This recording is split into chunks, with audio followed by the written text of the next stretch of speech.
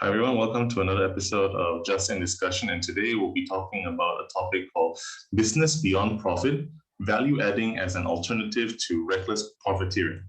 Now, we're all familiar with the age-old debate and contention that is the very idea of profit versus people, an issue that has been prevalent since the advent of the industrial age. And a lot of stigma has been placed towards capitalism and for-profit entities, businesses essentially, that people say they only care for their pockets, they are service to the bottom line and to greed in general at the expense of human suffering, painting a picture of these entities that actually do more harm than good for humanity's welfare and progress. But the question today actually is that necessarily the case? Many who oppose capitalist ventures and businesses are more adamant to prop up these icons to say that they are the enemy and to the common man. And this has led to a distinct gap of deficit of trust between society and large businesses and corporate identities.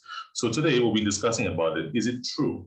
Is this necessarily the case? And is the nature of businesses? Is it truly the nature of large profit oriented industries? And is there a way in that sense for businesses and capitalist entities to lose the stigma and develop into something more positive to add more value to human society? Joining us today in this discussion is Ana Zubaidi, who is a Just Executive Committee member and who is also by profession a businessman for 27 years and is the managing director and the founder of Zubaidi Malaysia Sendirian Berhad, which is a human development and soft skill training company. Anas, thank you for joining us today. Thank you for having me. Salam sejahtera. Yep. So for today, that comes to the question as per the introduction. When it comes to businesses, people have talked about capitalistic entities, businesses, the maximization of profit and the unending accumulation of wealth are the defining characteristics of capitalistic societies and the businesses that run them essentially. So people have this conception that they only care about profit over people. And this has been a conceptual slogan that many on the, let's call them the left-leaning members of society have been using this slogan for a long time. Do you have an opinion on this idea? Is it true that businesses really just take profits and don't really care about human development? Perhaps it's Hasanal is a big misunderstanding about what a business is. Yeah, business organization needs to balance between three very important elements of our purpose and mission. Yeah. Well, the first purpose, of course, I would like to use the word 3 Ps. A business organization must look at 3 things: people, profit, and the planet. So if you look at the item called people, basically a business organization exists to fulfill the needs of people outside the organization rather than inside the organization. And if a business organization does not do that, they will fail. So many, it is not saying that, oh, profit over people. It's actually it's a big misconception. Let me just explain. First and foremost, the social responsibility, the number one social responsibility of a business organization is to make profit. Because the purpose and mission of a business organization at the end of the day must rest on economic performance. If we do not perform in terms of economics, there's no reason why we should exist. In fact, if we were to perform without having economic performance, we are actually sinful organization. Because if we don't make profit, we cannot exist any further, and we are making use of resources in a wrong way. So the first thing we need to worry about as a business person, it is obvious. Number one, we have to make sure we have profit. Now, the second part is, when we spoke about people earlier, there are 2 parts of it. One is the people inside the organization. One is the customer that we choose to serve. Now, we need to make sure, please understand this, a business organization must make sure they have productive people and productive work. Because if our people is not productive and they don't do productive work, we cannot achieve the first mission earlier, which is to make sure that we have economic performance. Secondly, of course, one must understand the sole purpose of business is to create customers and to serve customers. Yeah. When we serve a customer, we actually add value to the world. Most people don't understand this. That's why we always say in business world, customer is king, customer is king. Yeah. That's good. Yeah. Because when we need to serve the customer well. Yeah. So in other words, a business organization, this goes to the third one. Yeah. The third perhaps you can say social impact and social responsibility. A business organization, like any other organization, does not exist for itself. It exists for society. Yep. In other words, in terms of social responsibility, if we do not take care of the society, we will fail as an organization. Yep, that's true. Yeah. So it is not it's not like profit versus people. No, there's no such thing. We cannot be successful. Business organization cannot be successful if we don't look at both.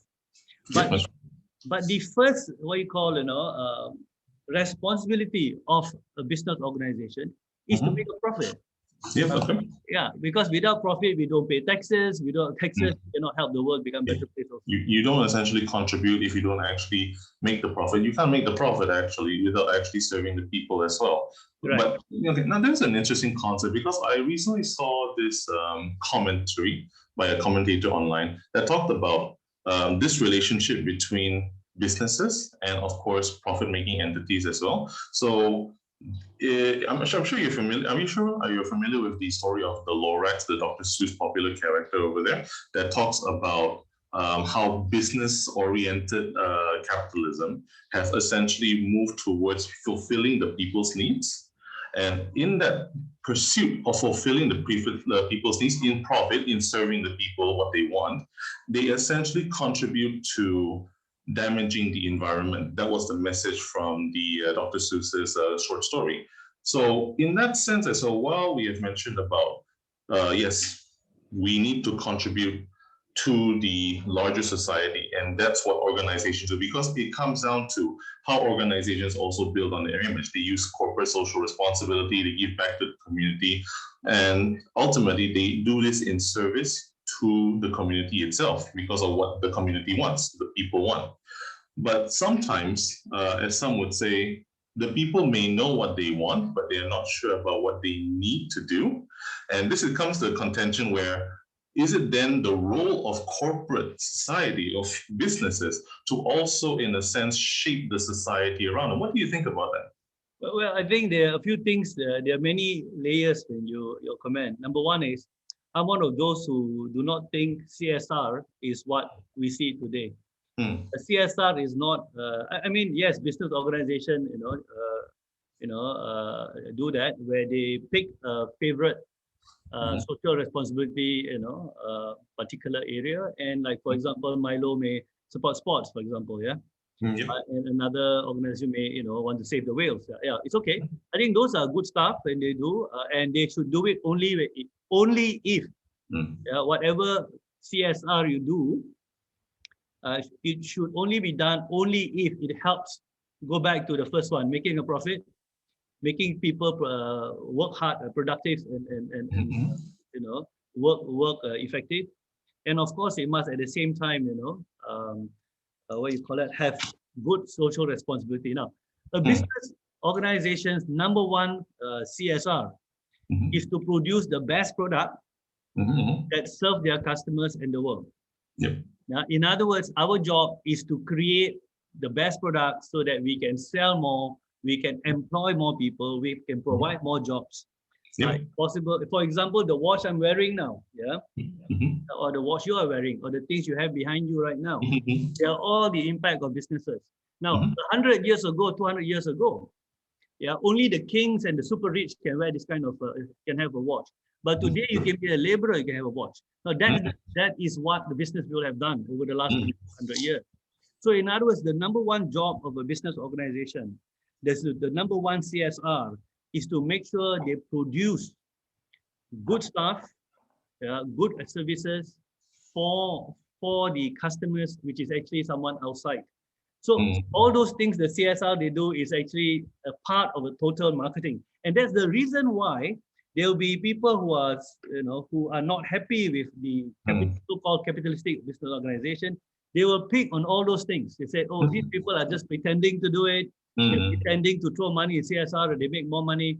The truth Mm. is the CSR that they do in that is a very secondary CSR, which is, let's say I pick as a businessman, I pick, let's say I want to save the tigers. It is a Mm. very secondary thing. So who would want to save the tigers? Someone that used the tiger as an emblem, for example, Maybank in Mm. Indonesia. Yeah, it must go hand in hand with their brand. That's true. But the truth is, the number one CSR that the bank has done, let's say Maybank, is providing the possibility of the people to buy houses, to buy cars, to do businesses, because the bank, the industry of the bank provides what you call credit. So that is the number one CSR of the bank, providing credit so that you can buy a house, you can buy a car, you can start a business. Now that's the number one CSR. The one they did, if they say they want to help the tiger, is very secondary. Yeah. So you must be a very good bank so that you can provide the best what you call banking products. That's your CSR. If you are, yeah.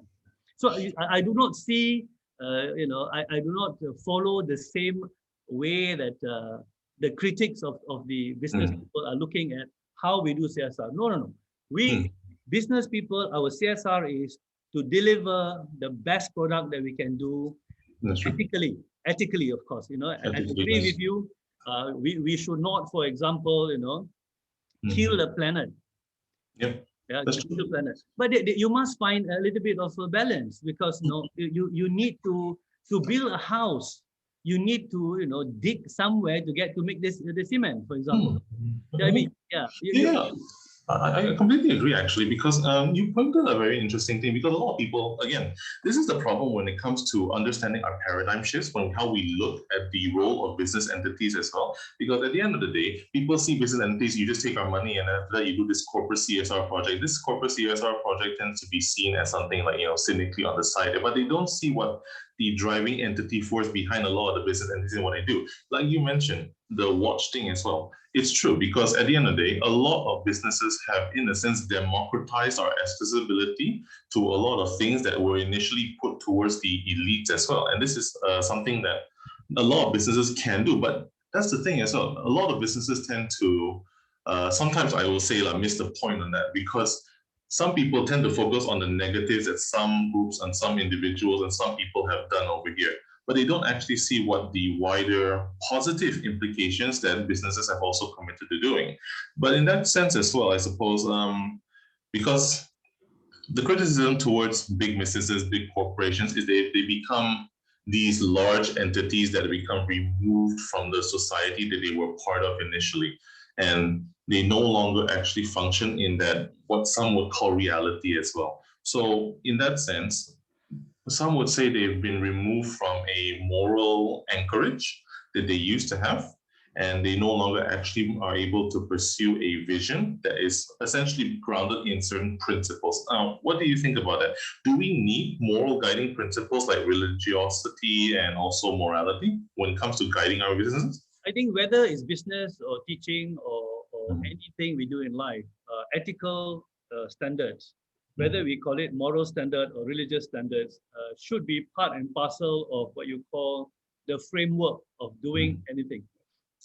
Yeah, and yes, I think you may have picked up one thing correctly. You find that big businesses you can see in some certain countries, yeah, for example, or in many countries, yeah, where the rich is getting richer and the poor is getting poorer. But many do not really see the next part of it. The people who are poor today is not as poor as they were 100 years ago. True. Right? We have to understand, we have never been, since the last 100 years, capitalism is not perfect. Yeah, the business organization that running the world, they are not perfect. But one thing for sure, I do not think we've ever been in such a good state historically. We are living longer because we got better medicines. Yeah, we have better houses. We have, I mean, you look at poverty rate around the world, yeah, compared to like 100 years ago, 200 years ago. Obviously, we have done very, very well. And this is the contribution of certain values of the capitalistic society. But yet, of course, as you can see right now, we are going a little bit too far where somebody is getting super duper rich and the gap is very, very far. And that will have to find an equilibrium. Yeah. Now, but to be fair with business people, okay, let's use what you call ethical, let's say religious. Now, a businessman, yeah, needs to make sure they have enough savings. Yeah, so they must make profit and they must keep corporate savings so they can survive the business if there's going to be a hard time. In the typical, what you call modern world today, a hard time can last anything between 11 months to like maybe 24 months, maybe a year or 2 years.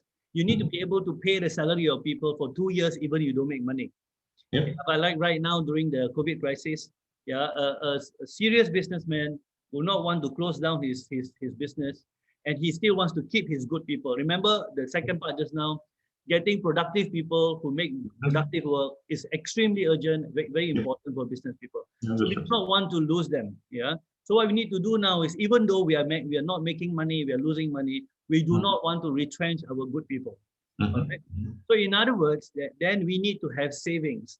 It's how far you want to keep money and you want to hold money is the issue. You can accumulate money. From the Quranic point of view, you can see there's a verse that say, when let's say you have a harvest, you must keep a stockpile of 7 years. That's from the Quran. So in other, in other words, yeah. So in other words, as a businessman, I must have a stockpile of money so that I can handle it. If let's say there is a extreme bad economy in the next few years, I must be able to sustain my business and keep my good people. Yeah. So yes, we definitely need what you call. I mean, it goes without saying. Like you know, it's like I say, people, profit, and the planet. You notice this is to cover what you call a very, if we can use the word, socially responsible, moralistic, spiritual foundation. Yes, we have to do that. But of course, I agree with you. Certain people are getting super rich because the way capitalism works. This needs to be a new equilibrium need to be found. But it is not to attack 100% what capitalism is doing. You cannot attack big businesses. For example, they'll be very hypocritical of us, Hassan. I give you an example. There are people who are attacking, for example, big businesses while using the computer, which is produced by big businesses. There are people who are attacking, criticizing Facebook using Facebook. Yeah, that's true. That is actually extremely, I would consider it very hypocritical. Yes, it is. Yeah. We cannot say, we cannot at the same time. I remember when I was doing business and I was working for a multinational, I have friends who will call me, a capitalist and all those things. Yet when they these are people in NGOs. Yet when they want to do something, they ask for sponsorship from me. So what's going on here? Exactly. If my money is not kosher, for the world, why is it kosher to you when you need it? And people must understand. We need to look at tax bracketing. How do we tax business organization?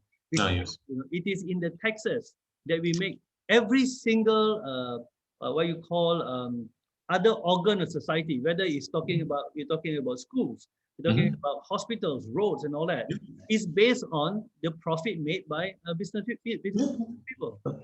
The lower profit we make, the lower taxes we have, the lesser ability of what you call of the society to provide other things which is important too, like schools. Yeah, not true also, because at the end of the day, taxes is one mechanism, but there then comes to the next question actually. Aside from just taxes, aside from actually making sure that companies that accumulate will also contribute back to society, because that is part of governance, should there be other forms of mechanisms to actually keep accountability? Because obviously, depending solely on the moral guidance of not everyone is as religiously inclined or morally inclined, especially those within the power structures and power levers of businesses.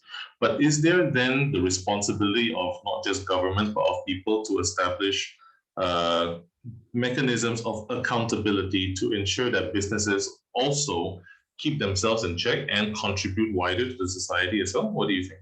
Yes, I think the best mechanism to check businesses are consumers and customers.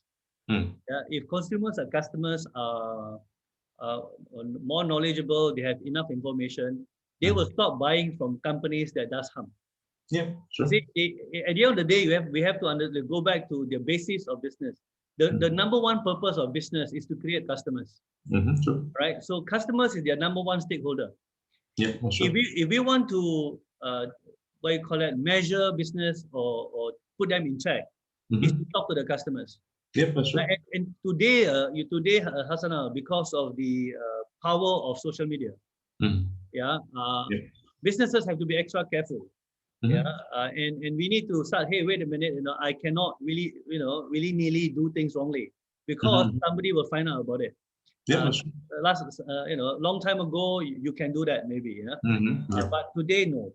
The best mechanism to take care of, making sure that businesses do not go overboard is obviously first customers. Secondly, of course, governments make rules and regulation. Yeah, and these are very important. Yeah. And more, we need to have what you call international rules regulation because businesses are no longer just in one state. It is Yeah. actually Yeah. global. Now, True. number three of Hasana, I want to impress upon you. Mm. Majority of many businesses, serious businesses, we have rules internally. Yeah. In other words, we set rules internally. I won't name the what you call the company I used to work with before. Sure. Yeah, it was a multinational. Yeah, you Mhm. see, they are multinational who handle consumer products. Now, Mhm. the Malaysian government, Malaysian government contacted the company and asked, how come you do not sell Malaysian-made water? Because water was getting very Mhm. popular. Yeah. Yeah. Bottled water. Yeah. Yeah. True. Yeah. So my boss at that time was tasked to go and look where we can drill for water in Malaysia Mhm. to reach the standard of the multinational companies, what it means by fresh, clean water. Mm. They drill all over Malaysia, even as far away to Kota Kinabalu, Mount Mhm. Kinabalu. We couldn't find a water standard that lives Mm. up to the internal rule of the organization. No. So yeah, so many organizations have their own internal rules and Mhm. SOPs, which is far more stricter than what the government asks for. Mm. This is especially true among the multinationals. Yeah. Okay. In other words, for example, if you go to a particular, so many multinational, for example, you look at the Mm. factory. At every 1 hour, they have this called the pin drop test where Yeah. they take a pin drop of water and they just press everywhere, certain areas in the factory, and they Mhm. check how many microbes are there in that particular pin Mm. drop. If the Okay. microbe is more than the level that they can allow, they will Mm. actually reject that 1 hour of production. Yeah. That strictness is even more stricter than what the local government asks for. Yeah. So yeah, so in other words, there are many mechanisms to deal with this. Yeah, Mm. and I think of course we should always enhance it. Yeah, Yeah. yeah, not just for business people. Whether you are a doctor, whether you're a teacher, there must be some Yeah. kind of Sure. guidance that we need to follow. Yeah, I agree because at the end of the day, we also need to not just depend on the external mechanisms to actually keep business accountable, but it also has, in that sense, developed an internal mechanism to keep correct. themselves accountable and to a higher level of standard, which is something that a lot of critics of capitalism seem to not understand. Because when they talk about the rights of the workers and the way that they've impacted the environment, it's because of all these things that they've also adopted the need to keep to a higher standard, to a higher level. And I think this is something that a lot of people tend to miss out when they Yes, actually look at businesses and I they think don't understand the process of it. I think many making a lot of statements without really checking. I give you Yeah. an example, Hassanal, right? Mm, Last year, Malaysian government came out with MACC 17A, mm, about bribery. Now, Zubaidi has existed for 27 years. mm, Now, within Zubaidi, we have what you call our sales handbook for sales mhm, processes. Within our sales handbook, item number 13 say, we cannot give bribes or take bribes. We mhm, cannot take a client out and party to sign a contract. Now we mhm, have that long before the government asked for it. So mm, and I know many business my business friends, CEOs, they mhm, are actually not what you think they are. They are actually they are very ethical. mhm, Yeah, they really believe in doing what is right. mhm, Yeah, they really care about their workers. For a mhm. simple reason like this: number one, maybe internally they are good people. Number two is, now you cannot produce good work if you don't take care of your workers. That's Yeah. true. You cannot. You you That's true. you need to That's true. motivate and really take care of your people before Yeah. they give you the best to come Yeah. up with the best product or services. Yeah, the sustainability at the end of the day also is not just the environment around you, but also the people that are inside your organization as That well. is that is actually key. That is key. Yeah, Yeah. that is true. That is very true. And again, like I said, it's a lot of these people who criticize big businesses and things and don't understand the efforts and the strides that they make to ensure sustain. Because at the end of the day, a business needs to be sustainable. A business needs to be on long term. So doing all these harmful little things is not a sustainable strategy. But they pick up on these things and they vilify all these things just to mark the businesses as these great enemy and entity of the workers. And I think that's a misrepresentation as well. But to be fair, also, of course, there are businesses in the past who actually forget to follow the three rules: That's true. people, profit, and the planet. Yep, that is And true. there are, overzealous business people who wants to make a quick buck. There are. Mm. But that they're not just among business people. You can see it in any other, profession. You Mm. can see it in, people who even, let's say, wants to go for bodybuilding. Mm. They will use steroids, So it's Fine. just, it is a human, what you call, human weakness. You Yeah, can yeah. see, for example, the cyclist who was, American cyclist. What's his name? Armstrong something. He's the one who actually, for 20 years was dominating the Mm. cycling world. Yeah, yeah. But he was later found out it was on dope. Yeah, he was on drugs, yeah. So in other, there will be always, great, what you call, we call it sports people who did not cheat, and there are those who actually cheated. Similarly, in the business world, Mm. business owners are also human beings. Mm. So there are good ones and there are bad ones. Yeah. Yeah.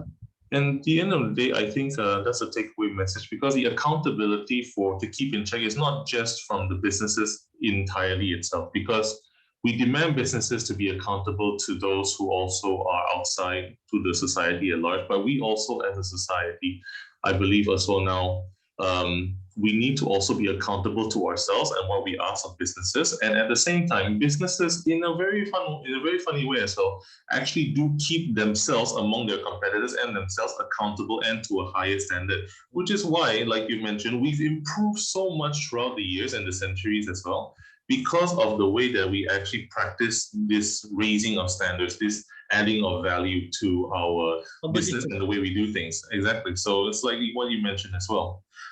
Okay. Be a smarter customer. If you don't think the particular business organization is doing good, not taking care of the society, not taking care of the planet, stop buying from them. Yeah, exactly. And but That'll be that's the scariest thing you can do to a business person. that is true. It's not just because a lot of them tend to just vilify in general, but sometimes they don't understand that the responsibility at the end of the day should be also among ourselves and as consumers, as society members, to keep them accountable, but also to understand what we are demanding of them, because that's the case as well. To be accountable to oneself and help others to be accountable as well. That's the mechanism, I feel. Okay, I think actually we're out of time already. So thank you very much, Anas, for joining us today in this discussion. And I'm sure we'll actually be talking about this further in the future as things develop for around the world, especially in the big business world. Thank you very much, Anas, for joining us. Thank you very much. Okay, thank you. Bye.